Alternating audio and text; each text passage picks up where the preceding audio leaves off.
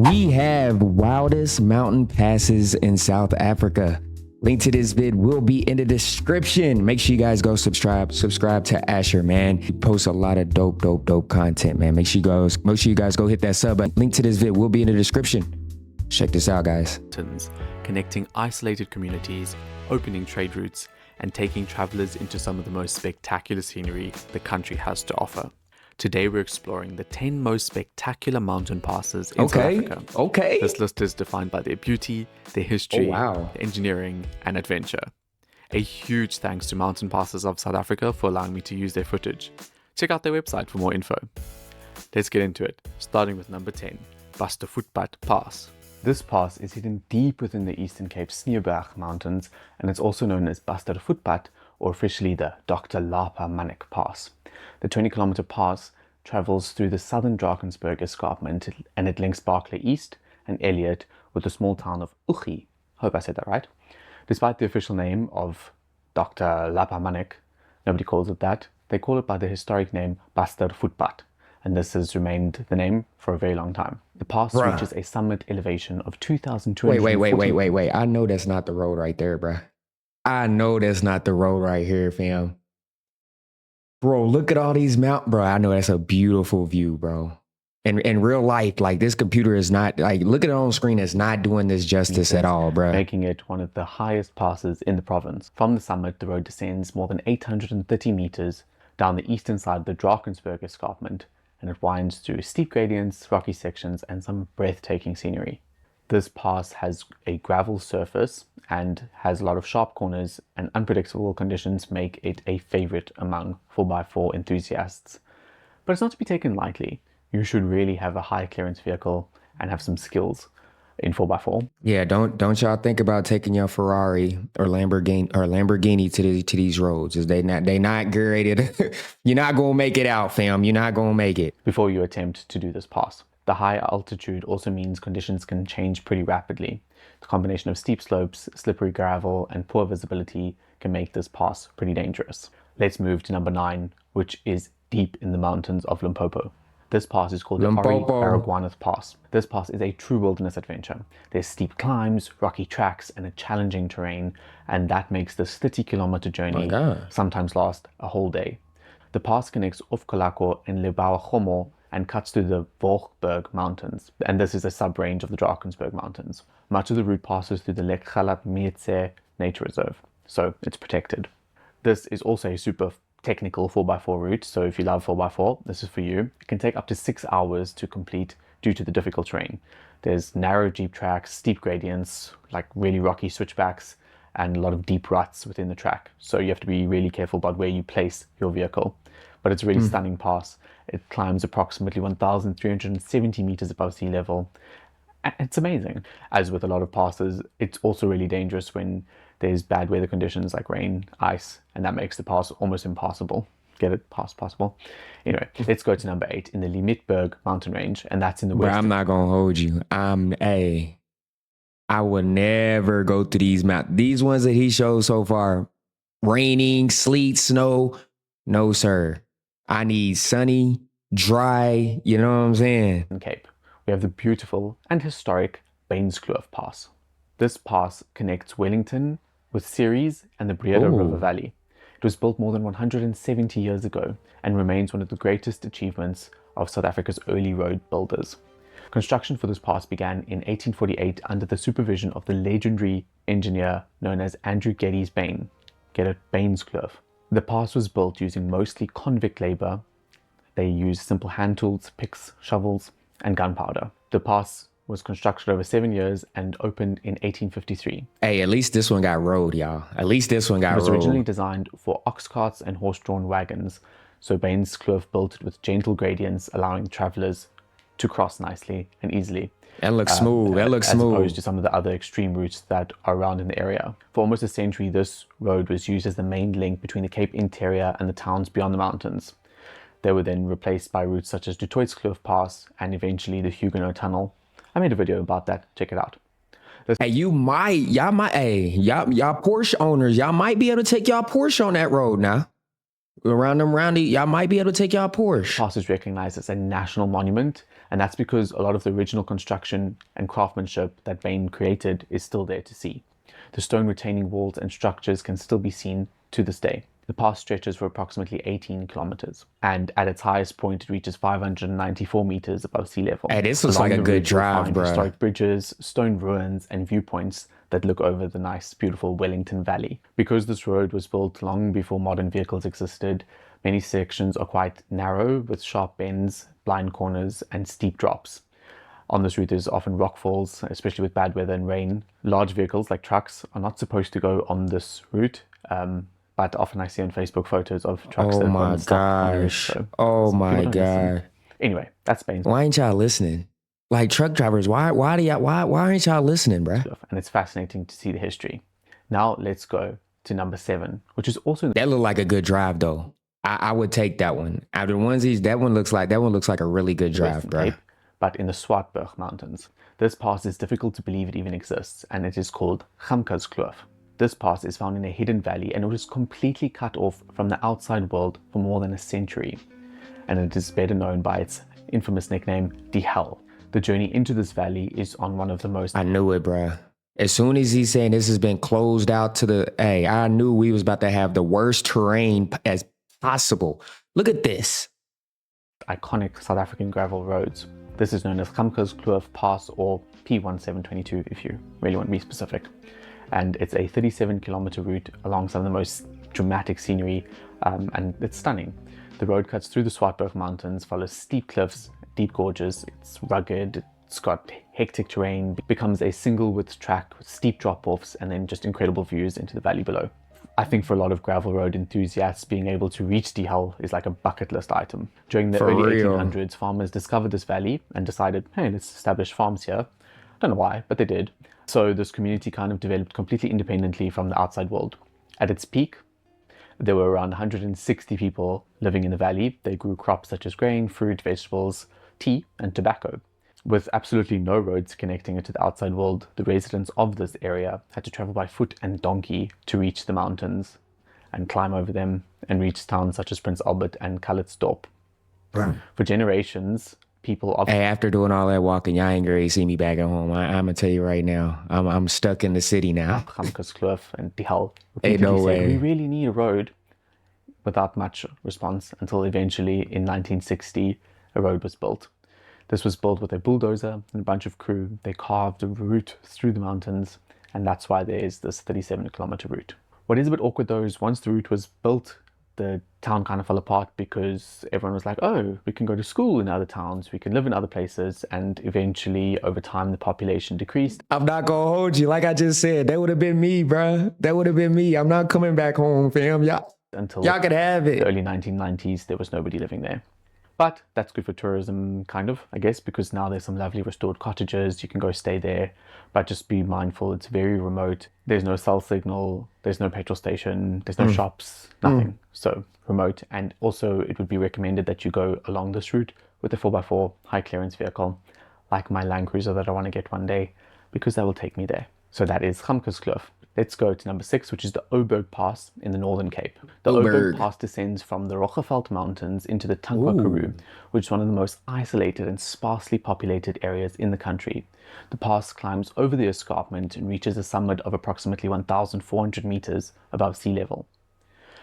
I'm just imagining those night skies in this area, bro. I know it's beautiful. Like you see in every star, because if you look, bro, there's no life, bro. Like, and I mean life, I'm not talking about animals. I'm talking like people, bro. There's no houses. There's no buildings. There's no sit there, bro. I know that night sky is beautiful, bro. Top visitors are rewarded with breathtaking scenery over the Karoo.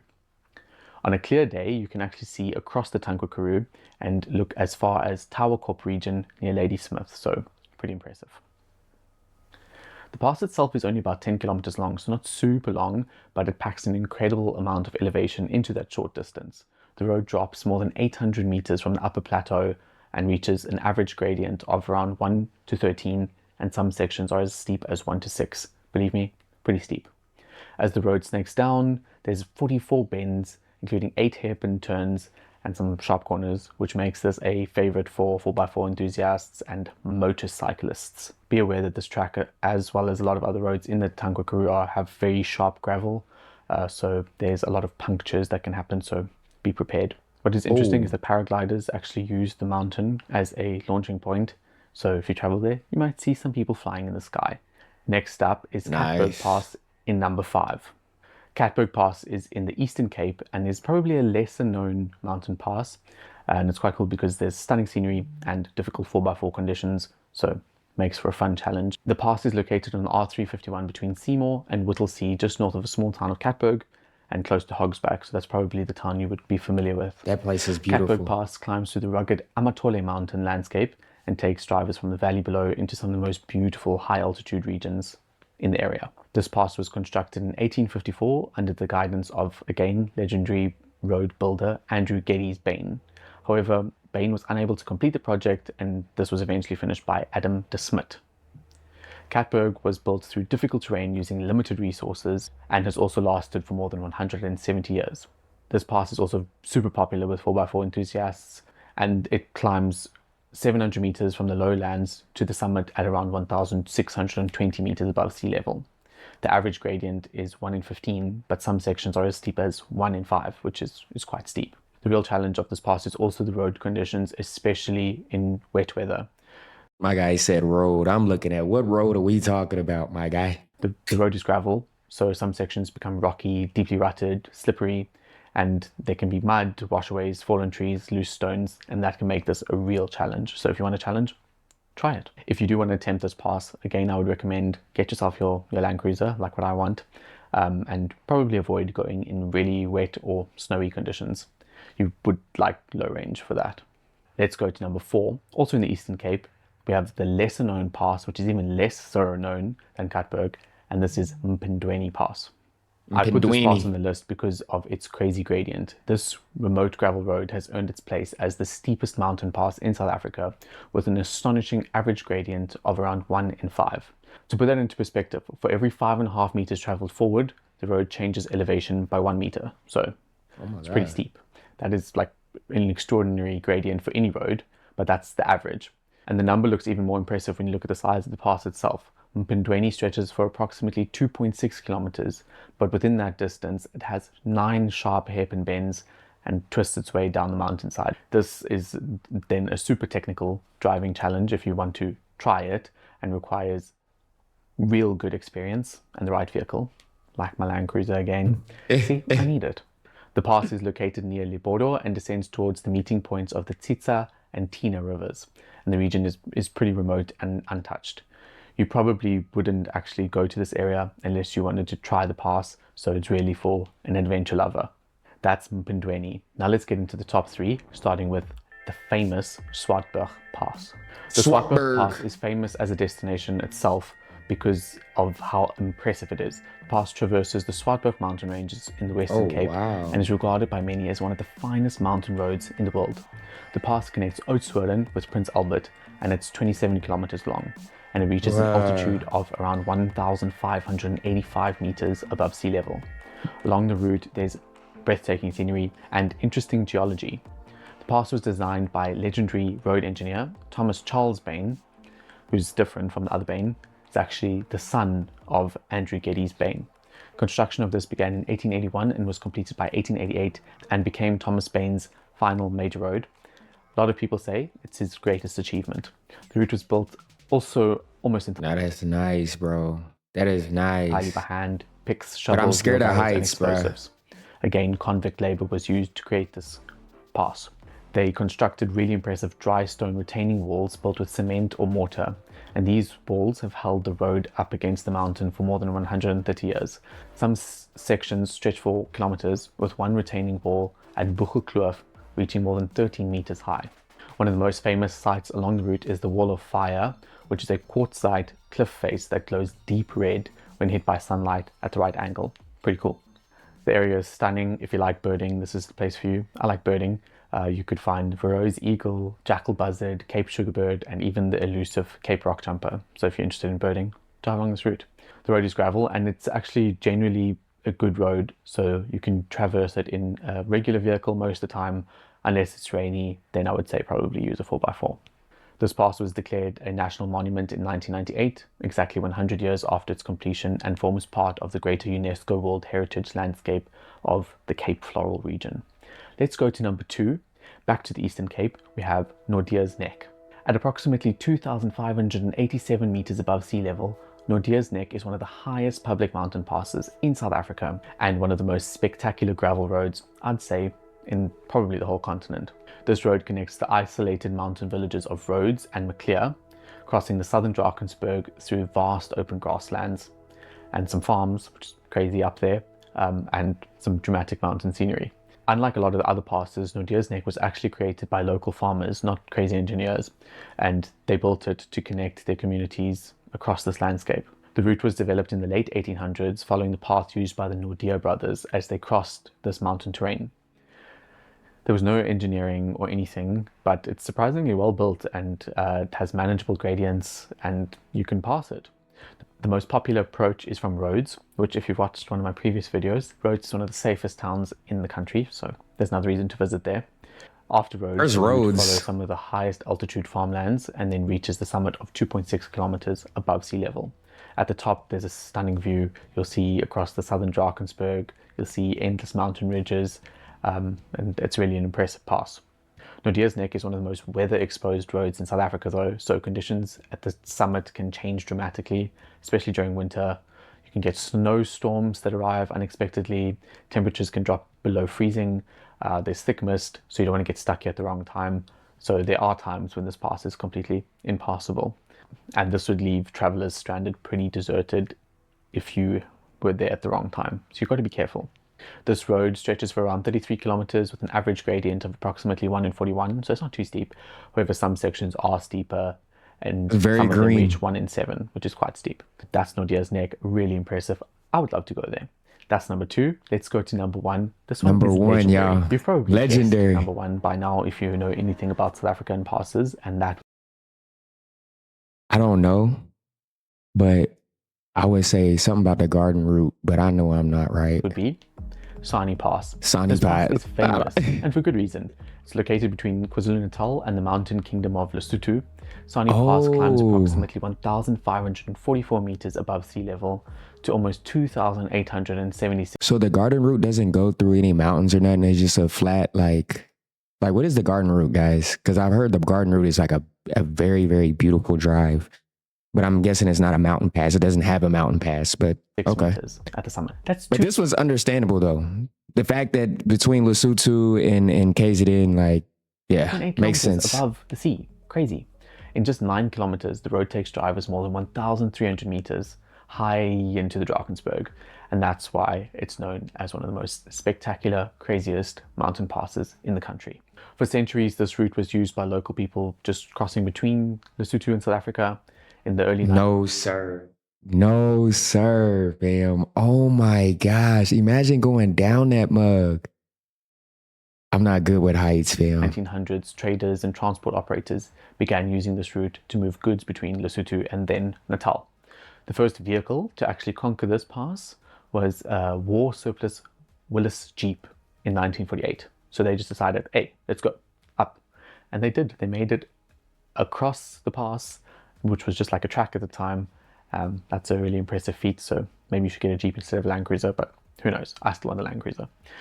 The lower sections of Sani Pass can seem deceptively easy, but as you go higher and higher up, the character of the pass really reveals itself. After you cross the Mkumazana River, drivers encounter the famous switchbacks. I'm sure you've seen the photos of the switchbacks. This is a series of really tight hairpin bends that climb dramatically up the mountainside.